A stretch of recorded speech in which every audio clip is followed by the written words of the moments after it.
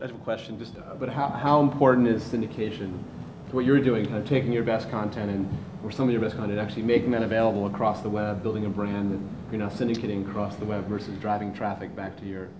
Syndication is becoming a much bigger piece for us. We rely a lot upon social media optimization. So a lot of folks going out there. We're not really necessarily taking our core content and syndicating that out. Again, in niche media, we can become the dominant destination site. And that's something you and I chatted about last night.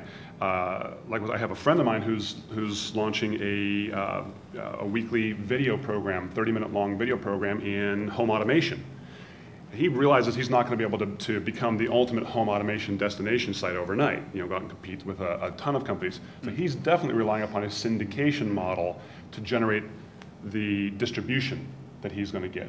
In our cases, we can be the destination site. So I think, again, it depends upon the business model and the business environment that you're in. Yeah. We launched after YouTube, which is a hard act to follow.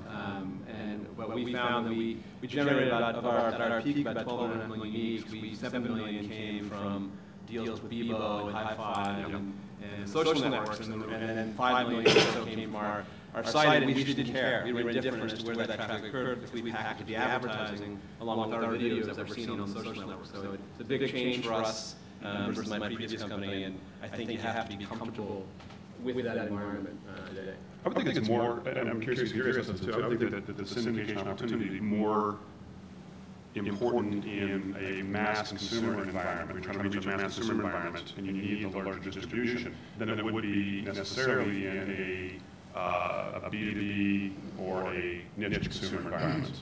Well, we actually tried to, obviously we didn't finish, we tried to build a very lifestyle-focused kind of brand that was not a mass market brand. It was more targeting men in their early 20s and trying to use that brand kind of syndicated and build a brand. But it was so much noise in the space, it was hard for us to really stand out, and so we didn't accomplish that.